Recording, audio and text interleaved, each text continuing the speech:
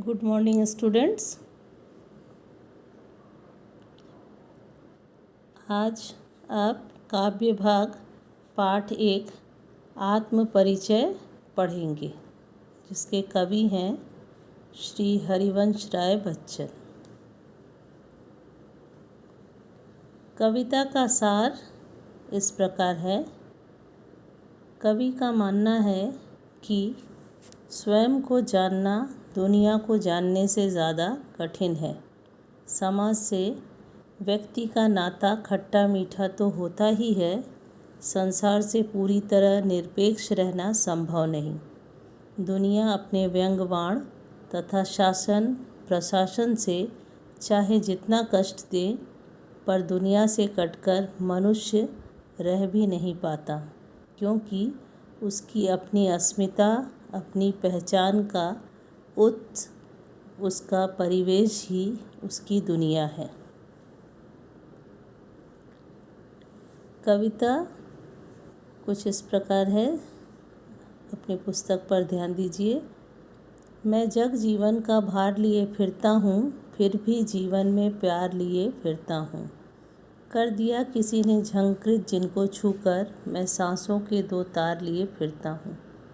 मैं स्नेह सुरा का पान किया करता हूँ, मैं कभी न जग का ध्यान किया करता हूँ।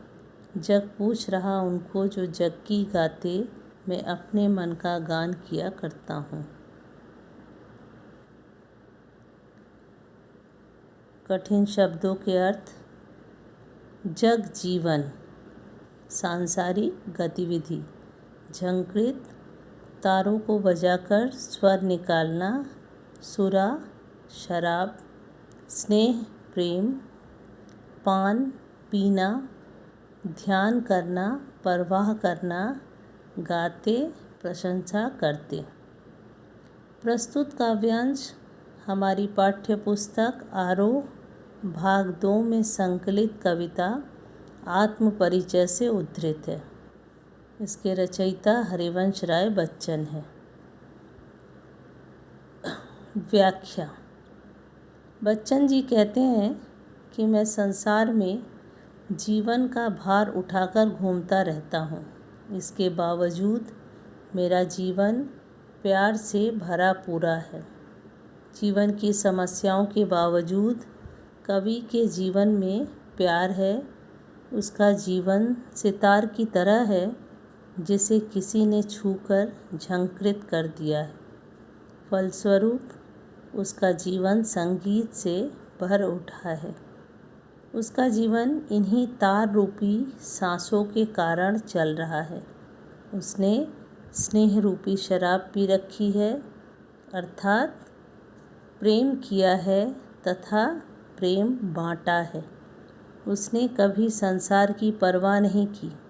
संसार के लोगों की प्रवृत्ति है कि वे उनको पूछते हैं जो संसार के अनुसार चलते हैं तथा उनका गुणगान करते हैं।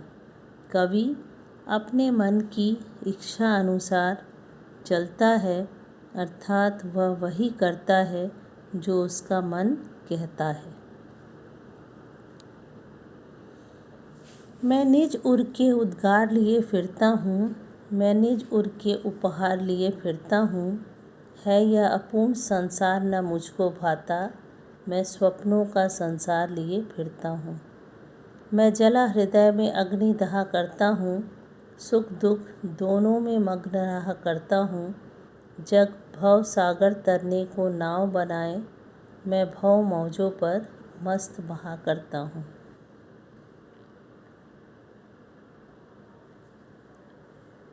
शब्दार्थ। उद्गार दिल के भाव। उपहार भेंट। भाता अच्छा लगता। स्वप्नों का संसार कल्पनाओं की दुनिया। दहा जला। भव सागर संसार रूपी सागर। मौज लहरों। व्याख्या। कवि अपने मन की भावनाओं को दुनिया के सामने कहने की कोशिश करता है। उसे खुशी के जो उपहार मिले हैं, उन्हें वह साथ लिए फिरता है। उसे यह संसार अधूरा लगता है, इस कारण यह उसे पसंद नहीं है। वह अपनी कल्पना का संसार लिए फिरता है। उसे प्रेम से भरा संसार अच्छा लगता है। कवि कहता है कि मैं अपने हृदय में आग जलाकर उसमें जलता हूँ, अर्थात मैं प्रेम की जलन को स्वयं ही सहन करता हूँ। प्रेम की दीवानगी में मस्त होकर जीवन के जो सुख दुख आते हैं उनमें मस्त रहता हूँ। यह संसार आपदाओं का सागर है। लोग इसे पार करने के लिए कर्म रूपी नाव बनाते हैं, परंतु कवि संसार रूपी सागर की लहरों पर मस्त होकर बहता है। उसे संसार की कोई चिंता नहीं है।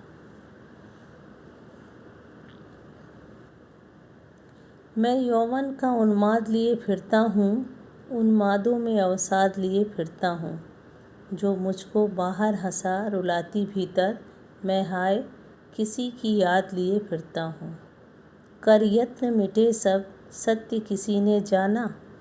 नादान वही है हाय जहाँ पर दाना। फिर मूढ़ न क्या जग जो इस पर भी सीखे। मैं सीख रहा हूँ सीखा ज्ञान भुलाना।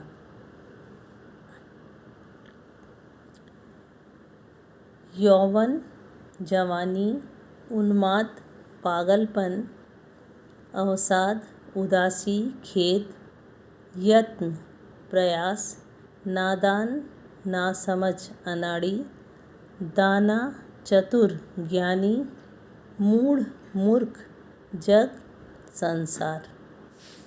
भावार्थ: कवि कहते हैं कि उसके मन पर जवानी का पागलपन सवार है। वह उसकी मस्ती में घूमता रहता है। इस दीवानेपन के कारण उसे अनेक दुख भी मिले हैं। वह इन दुखों को उठाए हुए घूमता है। कवि को जब किसी प्रिय की याद आ जाती है तो वो उसे बाहर से हंसा जाती है, परंतु उसका मन रो देता है, अर्थात याद आने पर कवि मन व्याकुल हो जाता है। कवि कहते हैं कि इस संसार में लोगों ने जीवन सत्य को जानने की कोशिश की, परंतु कोई भी सत्य नहीं जान पाया। इस कारण हर व्यक्ति नादानी करता दिखाई देता है। ये मूर्ख भी वही होते हैं जहाँ समझदार एवं चतुर होते हैं। हर व्यक्ति वैभव, समृद्ध, भोग सामग्री की तरफ भाग रहा है। हर व्यक्ति अपने स्वार्थ को पूरा करने के लिए भाग रहा है। वे इतना सत्य भी नहीं सीख सके। कवि कहता है कि मैं सीखे हुए ज्ञान को भूलकर नई बातें सीख रहा हूँ, अर्थात सांसारिक ज्ञान की बातों को भूलकर मैं अपने मन के कहे अनुसार चलना सीख रहा हूँ।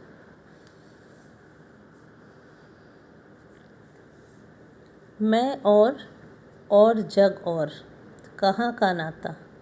मैं बना बना कितने जग रोज मिटाता। जग जिस पृथ्वी पर जोड़ा करता वैभव, मैं प्रति पग से उस पृथ्वी को ठुकराता। मैं निज रोदन में राग लिए फिरता हूँ, शीतल वाणी में आग लिए फिरता हूँ। जिस पर भूपों के प्रासाद निछावर, मैं वह खंडहर का भाग लिए फिरता हूँ।